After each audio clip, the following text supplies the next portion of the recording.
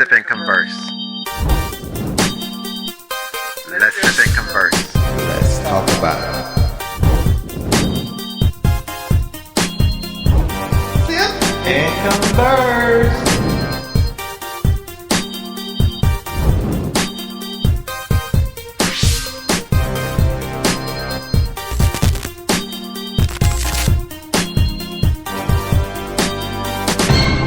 Welcome to another episode of Sip and Converse. What's up? How's it going, Mr. DJ? I'm good, Chris. How about yourself? Can't complain. Been a great week. Getting a lot of things done and accomplished. So before we dig into our topic for today, make sure you hit that like button. It doesn't take nothing but 2 seconds for you to click that like button. If you like us, click it. If you don't like us, click it. The reason you should click it if you don't like us, so that each time we pop up another video, you'll know that we're on live and you can come on here and hate all you want to hate. Yep. Because I love our haters. Because eventually we might have something you'll like. Indeed. My haters is my biggest motivator. So welcome to Sip and Converse once again. It's been a great time. So, Chris, what we talking about today, brother? I think we'll be talking about that paper. That paper. Whether it be the paper for your pockets or the bill collector. We're going to be talking about some paper. Yes, sir. You know, I was thinking, each time we begin to have money talks. Yeah. That was a great movie, by the way. But each time we have money talks, it creates it could be a taboo. It could be exciting. Yeah. It could be bring up a feeling of stress for the lack of. But, you know, I think in today's society, each individual should figure out a way to run their home and their finances as a successful corporation. Whew. That's a powerful statement right there. Why is this powerful? You know, what's powerful about it? Well, running a corporation takes a mindset, first of all. Talk about it. So before you can run anything successful, you got to have the mindset, you know, of managing and running that. Mm-hmm. And so when it comes to running, if you're looking to run your household like a successful corporation and your mindset is not set, then that's not going to happen. So the word says takes the renewing of the mind to do anything. Wow. But okay. Thank you, Deacon. You know, it was timely to add it, but when people hear this phrase or the idea of running your home like a successful corporation, what's the first thing that pop in your mind? A business. A business. And what about a business? What, you know, is it the finance piece? Is it the, hey, I got an LLC? Or what comes to mind? So we can break it down for the listeners. Most people, when they hear about a business, they're thinking about who they're going to manage, how much it's going to cost. They're thinking about the overhead, what they got to purchase and all that type of stuff. Mm-hmm. And in your home, unless you're living by yourself, if you're a family, you already have people that you're associated with. Right. Even if you're living by yourself, and you're not living with anyone, you purchasing stuff monthly that you're going to use because you got to eat, wipe, and drink. Yeah. And wash. Yeah, that's the one I was waiting for. You know, it's been a hot summer, brother. So and these people in Georgia been going through the summer without washing. Unless, we went through a whole week of rain, so somebody might have went outside and saved on it, turn on the water and washed outside. The real country folks, you know how they get down. Yeah, you know. Going out there and just let the water wrench you off. Yep. Wrench you off. Well, when I think about running a home as a corporation, one of the first things I think about to come to mind is setting your home up with creating a family mission statement. Yeah. Some type of mission statement, a vision, setting the core values for your family. Because oftentimes, a corporation, that's the main thing they do. They have their vision, their mission, their core values on what they stand for and how they operate. Yeah. But we as families not too many families go through that process of writing out, this is our family vision, this is our family mission, and these are our family core values. Because when you leave that house, my father used to say, you represent that last name. Uh-oh. Uh-oh. My So that, granddad used to tell that to that's the me. core values. And when you think about it, growing up in the country, when you stepped out there, they may not have known you DJ. Just they knew you were, oh, you Mr. Bridges' son. Or you being McCallum grandson. Exactly. Exactly. So I think I'm representing last names last around here. name, yeah. So my thing is, I really feel that to operate your home as a corporation, that got to be one of the first steps that you do. You make some valid points there, Crib.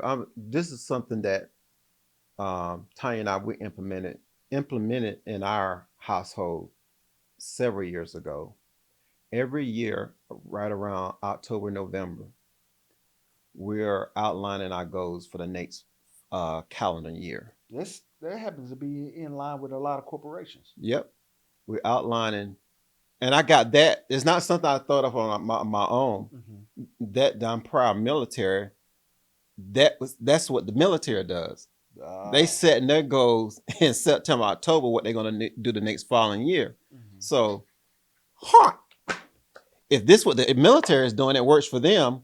Why don't I do apply those same principle in my life? And I add on to that, even with think about corporations, DJ. A lot of corporations do their retreats during the fall. Yep, The financial year ends typically September yep. for some companies, so they have their retreat. So as families, why don't we do a family vacation that's a retreat to begin to come up with ideas and going back over our vision that we set for the family. If you haven't done it, then you take that family vacation and set your vision for 2026. And that's what we typically do. Mm-hmm.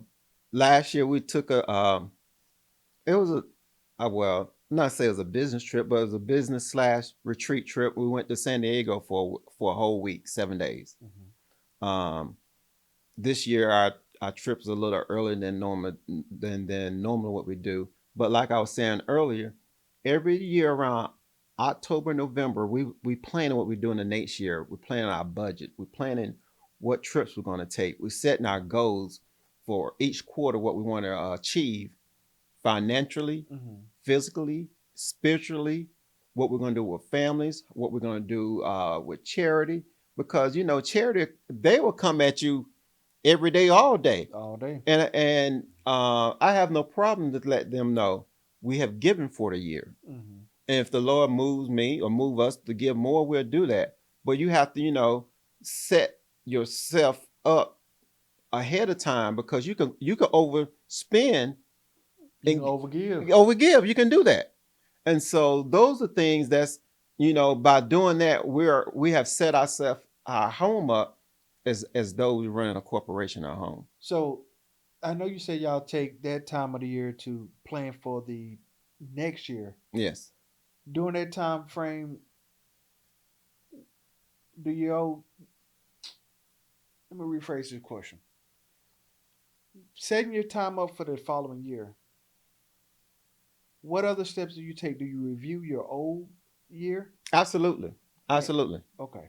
Yes, we go back and look to see that we achieve our goals. If not, we don't like penalize ourselves because if we didn't achieve our goals, we reset our goals. We look and see, okay, what caused us not to meet our goals? Because life happens. Yeah, life be life. Life be life, and so all right, we didn't meet that certain goal.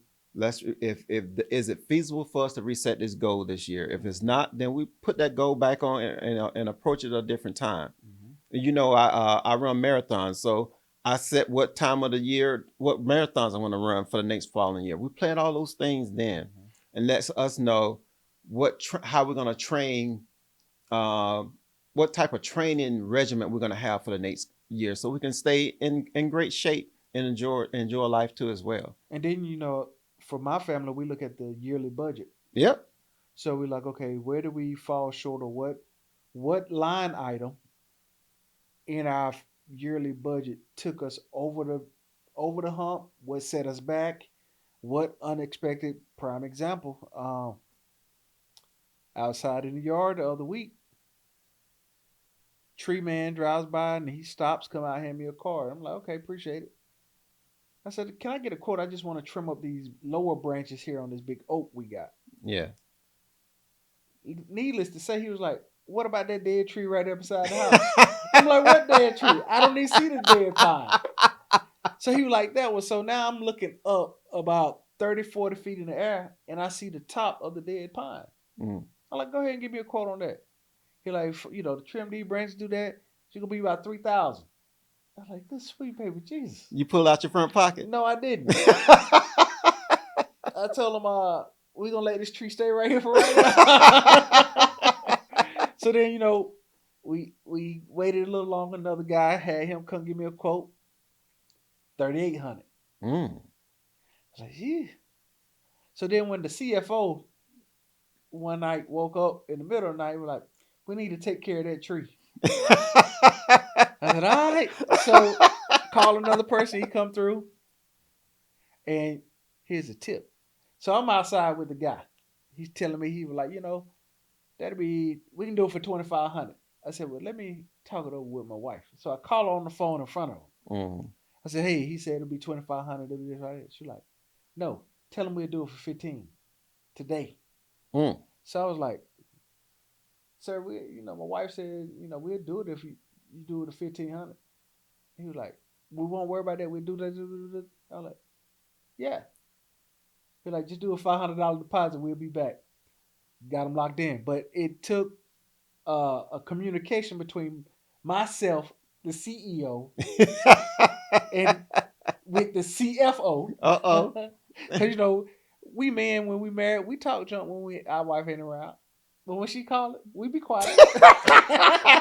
We know who control it. We know who the key budget controllers. Exactly. We know the key budget Exactly. controllers.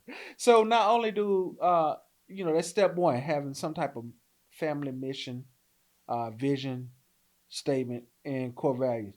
I would say another option for families to do is have some type of, like a corporation, have some type of monthly board meeting. You hit right there at home, right there. We do that every month. Mm-hmm. Talk about it. We have a monthly budget meeting because we have several things going on. Mm-hmm. We have 2 business, get ready to launch a 3rd one. Mm-hmm. Not saying it to boast or anything, but right. we have all that going on. We treat our home like a corporation, so that's another one. Mm-hmm. And just a whole lot of moving parts and several accounts. And so we have to keep track of what is what and where everything is going. Right. And so having these monthly meetings let us know, just like you said about the trees. Okay, if we need to cut some trees down, and this savings account right here, this emergency fund can handle these trees. Mm-hmm. If something goes down with one of our vehicles, in this savings account right here, it can handle the vehicle. Right. Oh, we need to take a trip, family emergency. Okay, in this savings account right here, this could take care of the trip. Mm-hmm. But if we never have these meetings and we just spending to be spending, we won't be able to do those things. And in corporate, in Fortune 500 countries, they have companies. They have what they call KPIs, key performance indicators. So I think each family should have KPIs. And if you got little children, the KPIs can be fun. It could be like who's doing the chores. You find a leadership role for your family members. Yeah, if our daughter, one of her leadership roles is to make sure that she lets her dogs in and out.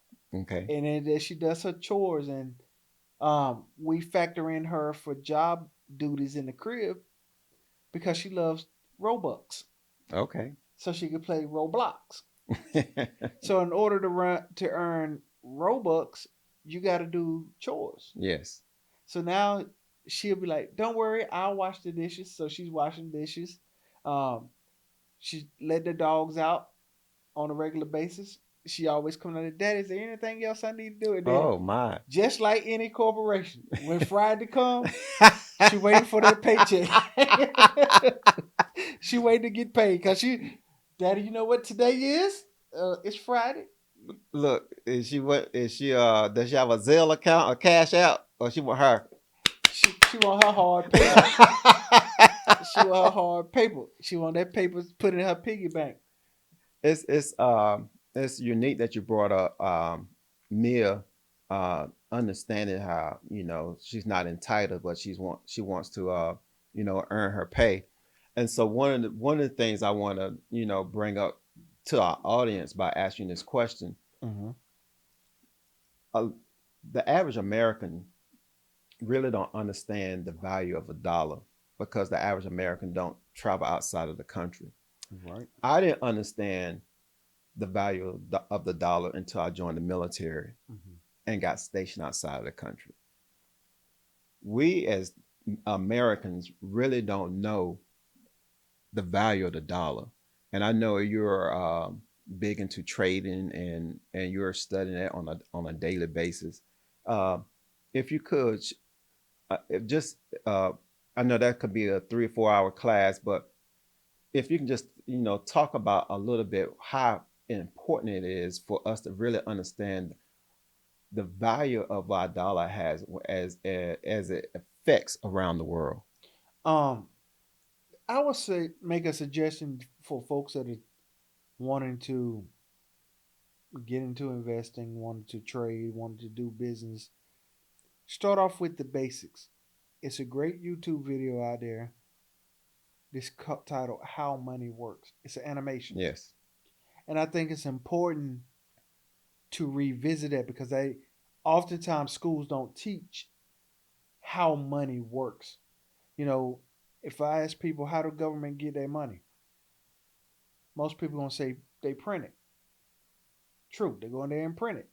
But the tax on their print, how does the government create money? Yeah. They create money in taxes that they charge us. Exactly.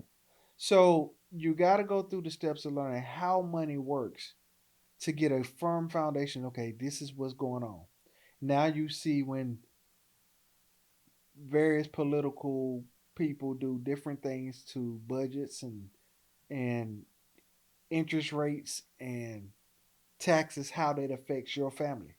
Um, and then you really understand that if you until you do step outside the country, Yep. many people don't realize how great we actually have it in America. Absolutely. To where you in a 1,500 square foot house and you think it's too small until you go out the country and realize they 5 people in a 900 square foot building, or the value of the dollar and what it does and what it can actually buy outside the country, et cetera, et cetera. So I always encourage people to start off with learning how money works Yeah. before you start trying to do your high level mathematicians and multiplying your money. Learn the basics. Learn 1 plus 1 equal 2 before you try to go do the Pythagorean theorem. Uh-uh. That's the math word for today. The other thing that I think families should do is rotate roles in the house. Create little, like a corporation has departments. Mm-hmm. You got your maintenance department, you got your IT, you got your marketing department, you got this role as the HR.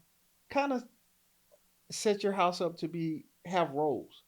If if you got a couple of children, this month this child is responsible for trash. This child is responsible for dishes. Switch roles. If you are a married couple and one person always deal with the money, sit down with that other significant other and you switch roles. Yeah. So now both of you have an idea because God forbid something happens to one, and now you're trying to figure out, I don't know how such and such was paying all the bills and kept our house afloat. If you don't sit down at your family board meetings and your yearly meetings Yeah.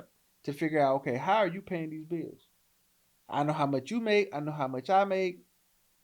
On paper, it don't supposed to be adding up. Or where the password is at so I can log in the account. Where the password is at, where I can log into the accounts. Fourth step, if you don't have anything, is quarterly innovation meetings. You mentioned that you and your wife, not bragging, are going to start a third company. Yeah. That's where the quarterly innovation meetings come in at, like corporations do. How can we produce more income in this house? Yeah. Start another business because you got two jobs. Your wife's job, or if you're a single person, you got your one job. So at times you should at least sit down and say, how can I produce more income in this house? Because most people think when they see millionaires, they think millionaires are making become millionaires solely off of one income, No, and that's where they miss no. it. Last article I read, you need 7 different streams. Yep, 7 to 9 different streams of income is the average streams of income for the average millionaire. And the benefit of 7 to 9, having that many multiple streams, all of them don't have to pay at the same time. Nope. This month, these two may bring in $20, $30, $40, but that's $20, $30, $40 you didn't have. Exactly. Next month, these other 3 may produce. Then your main source may produce. So if you always have something coming in, because eventually it comes to the point where when you sit down and do your budget, and I got a budget class coming up, it's about to kick off on the 18th. No, the 20th. 2 Mondays from now. Once you go through your budget and start to cut things, it comes to a point you have nothing else to cut. Yeah. So your solution is to create another source of income to come in the house. Exactly. What else you got, Crib? One of the things as we wrap this up, our people that look like you and I, what I've noticed the most is that our children, I want to go back to the kids again. Our kids have all this name brand gear, toys, whatever, and they don't understand how it comes to be. And you and I both know a guy who is not directly our mentor, but he mentors us, and he has shared at the age of 6 when he got his first stop. Right. At the age of 6, and we already know he and his family are set for life. Not to brag, but the mindset at 6 that was invested in him. Yeah, I would get, at this day and age, like this Christmas here around, the kids get so many toys, at some point they don't need no more toys. No. So start doing something for their long-term future. And even have family nights where y'all playing the old school game. Yeah. Monopoly. When the last time y'all played Monopoly? A great Arthur got a game out there called the Cash Flow Quadrant. We don't get paid for that. I'm just telling you about it. But it's another game that you can sit down and play with your family members besides spades and dominoes. And I love some spades. Yeah. We're going to keep the spades on the table. I love some spades. But every now and then, play a different game that relates to money to show how money works. I know as a kid, man, my cousins, we play Monopoly all the time. All the time we play Monopoly. And that's what Monopoly, believe it or not, is what got me interested in real estate. Really? After playing the game, like, if I can own these houses, you got to land on my property. You got to pay me. Oh, well, as we come to a close, please drop in the DM. Larry is not just a certified coach, he's a certified financial planner, and so I'm not a financial planner. I got connections. No, I'm sorry, not a certified financial planner, but just DM him, and he can guide you in the right direction on how to get your finances in place. Yep, I'm a life coach and financial coach, but I definitely got connections to point you in the direction of financial planners if you're looking for them, and whatever else you need. So DJ, anything else you got, brother? Hey man, it's been a great talk with you, man. Like always, I enjoy you. I'm glad that you are my crib, and we right here on Sip and Converse. Make sure you like, share, subscribe, check in. Look in the description. I will have my information in there for you guys for that looking for coaching sessions and anything else that you need from there. Yes. And with that, remember, next time you see us, grab you something to sip. And make sure it's cold. And that we can converse. Thank y'all for coming. Peace. Let's sip and converse. Let's sip and converse. Let's talk about it. Sip and converse.